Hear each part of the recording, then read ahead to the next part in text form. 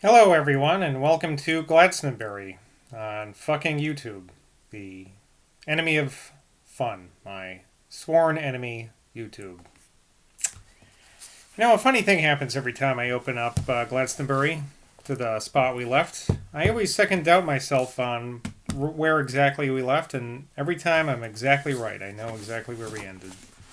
So maybe I should have more faith in myself, and maybe you can take something away with that. Maybe you should have more faith in yourself, too. Anyway, here we go. She cried from pure happiness now, letting the tears fall upon the back of his fingers as he pressed her clenched hand deep into her lap. And she got a wild, exultant pleasure from the very shamelessness of her tears, not attempting to stay them, but letting them roll down her cheeks even while she lifted up her bowed head, and looked at him. "Have you been cooking properly for yourself, Nell?" Sam suddenly inquired.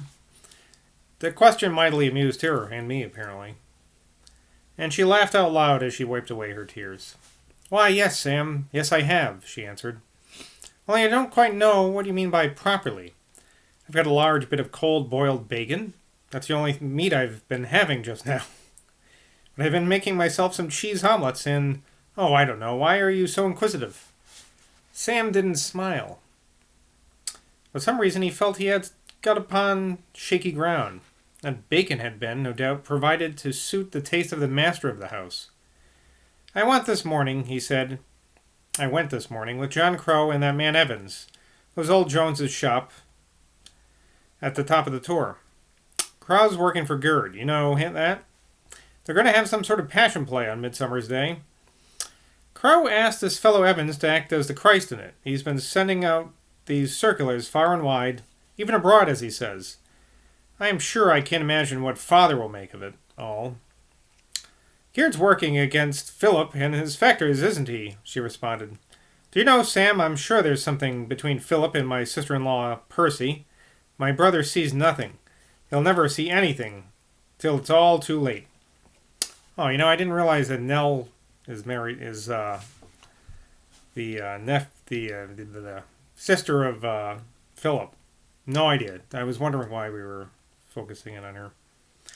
Sam pondered, but not on the misdoings of Percy Spear. "I like what I've seen of your brother, Nell," he said, "but he doesn't really think there's a chance of England becoming communistic in our lifetime, does he?" The girl gave a little sigh. "Oh, I don't know, my dear. I've never thought much about it, one way or the other. I suppose he does. But I oughtn't to speak for Dave. I'm afraid he doesn't find me clever enough to talk to you about things like that. Sam, have you heard any gossip in town about Philip and Persephone?" Oh, wait, so I guess she's not Philip's sister. She's, what's his face? Dave Spear's sister. So Dave is married to Persephone, also known as Percy. You following all this? I mean, nobody cares except for me, but... All right. Sam smiled grimly. "I've heard gossip in town about Mrs. Zoyland and Sam Decker," he said. Her eyelashes flicked under his word, and she turned her head. But a second later, she tore her hands from his grasp and flung them round his neck. Love me, Sam," she whispered.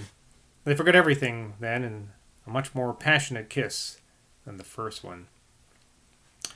When they drew apart at last, Sam could not help murmuring a very naive question. "How on earth was it that you ever came to care for me, Nell?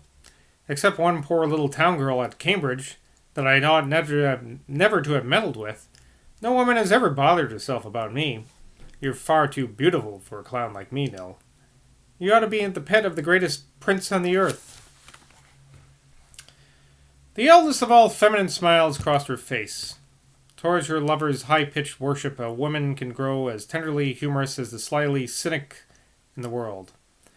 His infatuated rapture to her beauty becomes as nothing in comparison with the desperate sweetness of her surrender to him.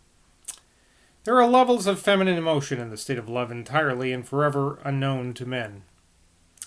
Man's imaginative recognition of feminine charm, men's greedy lust, man's pride in possession, man's tremulous sense of the pathos of femininity, man's awe in the presence of an abysmal mystery.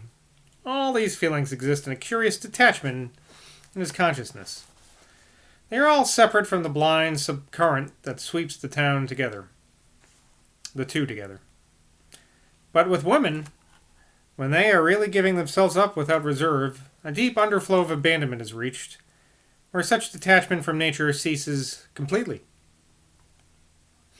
At such times, the woman does not feel herself to be beautiful or desirable. She does not feel her lover to be handsome or strong or clever or brave. She might be the most abject of the daughters of her race. He might be the least admirable of the sons of his race.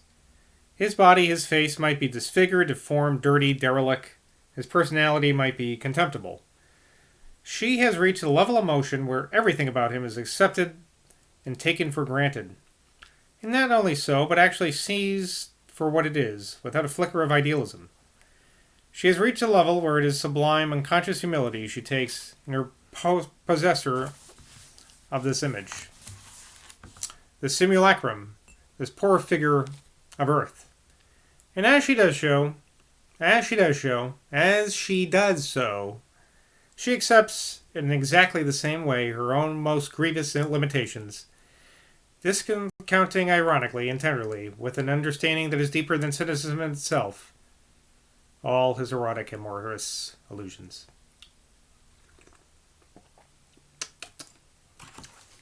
There is thus, in a woman's love, when it is sunk to this level, no illusion left. He is what he is, and she may be what she may be. Infirm, cowardly, conceited, stupid, he is her man. She has given herself to him as a free gift.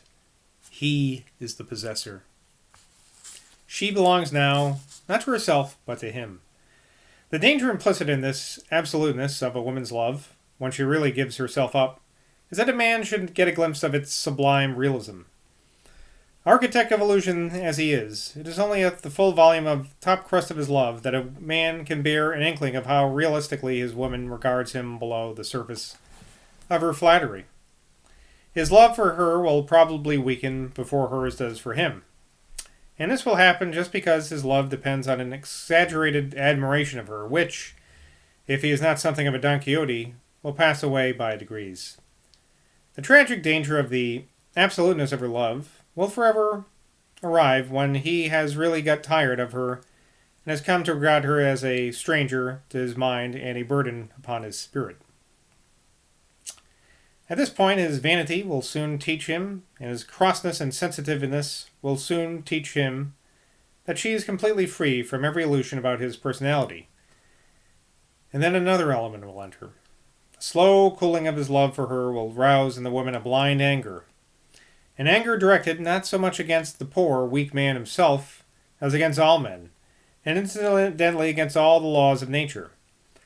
And yielding to this anger, she will not care how much she hurts his feelings. Let him suffer a little on the surface, which is all he understands, while she is suffering such tortures in the depths. In this mood, how can she resist taking advantage of her knowledge of her character? How can she help prodding and stinging him when she knows it will hurt the most? That's a good question. What does any woman renders a union lasting in the power of letting her man see that she likes him extremely in addition to loving him? What in any man renders a union lasting is this element of the rational irrational Don Quixote in his mind and soul. And wherein consists this Don Quixote element? It consists in an act of the imaginative will, an act of the man's soul that is actually creative, an act by means of which he sets up his particular Dulcinea del Toboso in an indescribable and imperishable niche. The act of the imaginative will to which I refer gives a man, in fact, the power to treat his woman in her lifetime as if she were dead. Ooh. Which is the rarest essence of human relationships and the supreme triumph over matter of the human spirit. It's interesting. It was when... We gotta take a little break here to make note of the fact that we are on page 300, my friends. 300 pages in. Look, we're making a lot of headway. Look at that. See? 300 pages. So, we still got a long way to go, but we're getting there. We're getting there. Not quite halfway, but we're getting there. Where was I? It was when Sam looked at her after he had said, "You ought to be the pet of the greatest prince upon earth." That Nils Oyland knew that she could belong to him, and to him alone. They two would be constantly and permanently happy. But the girl saw in his look at that moment that deep, obstinate, half-mad, creative look, the look of the artist, of the saint, the look of something which the ebb and the flow of her woman's moods would have the power to change, and which nothing in life could change, for it sprang from that Don Quixote element in a man's spirit which transcends the astronomical universe.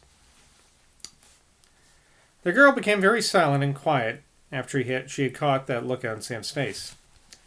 Her realistic woman's mind was now running like a little ash-colored mouse from plank to plank of the drifting barge of their imbroglio, hunting for the less cranny or crack or hole by which they could slip overboard and change their destiny. Sam naturally mistook her rapid, concentrated thinking for the descent of sadness upon her, and to change her mood, he asked her what she thought of Tom Barter.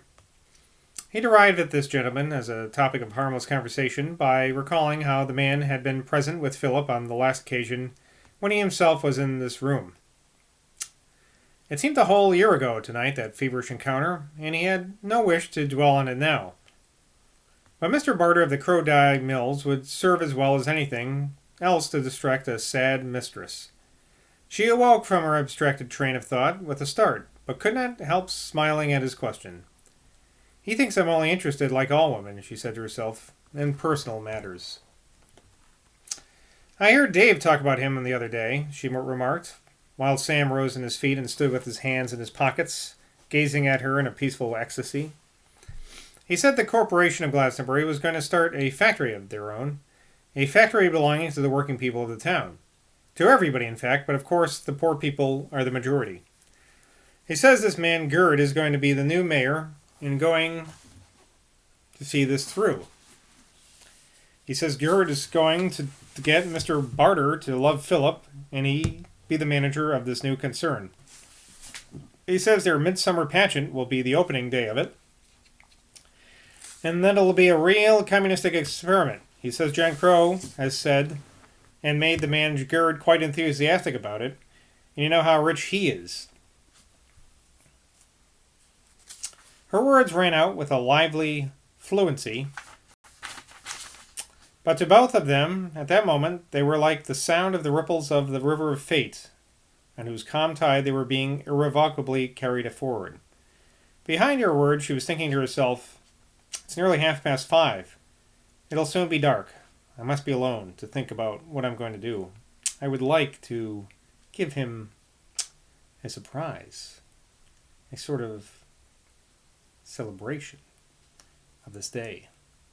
And behind listening to her words, which, to confess the truth, interested him very little, Sam was thinking, "I'm the luckiest man in all Somersetshire. How beautiful she is, that exquisite being over there. And she's my girl. Yes, you, old Sam, you've got a real girl of your very own, and one that's worthy to be the pet of a princess. Of princes." Slowly then, she, too, got up and upon her feet. "Sam, darling," she said, "I want to be alone for a little, to collect my thoughts and get things straight.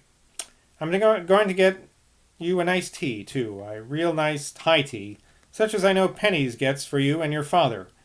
Where did you have your lunch, Sam?" He stared at her. "Lunch?" she murmured. They said I told them..." "Yes," he said. "I believe I could eat something presently. Do you want me to go out for a little while, Neil? Is that what you mean?" As soon as she found that he had caught the drift of her wishes, though still in complete darkness as to her mood, she became calm, competent, radiant. "Run off, then, my dear," she said, opening the door for him. "And give me an hour, will you? Have you got your watch?" She gave him a quick, an impassioned, practical kiss as he went out. But the minute she had shut the door on him, she fell on her knees in front of the fire and clasped her hands together in an ecstasy of gratitude to the gods. Nell had realized, for the first time, how completely her heart belonged to Sam. And with this knowledge, all outside things became comparatively unimportant. The pretentious figure of her husband loomed, indeed, like a distant mountain range, upon the background of her thoughts. But the present hour seemed to be hers with such an absolute benediction that no fears, no doubts about the future could assail on or spoil it. Yes, she would give herself to Sam, now that at last he had come to her. All the moments that she had endured alone since Zoylan had gone to Wookiee gathered now, like an eerie squadron of strong winged birds, to push her forward in this consummation. To let this change go by untaken would be to betray, through weakness and feebleness, the very stride of fate itself. Glastonbury Romance. Part, 52, I think. Till next time, cheers.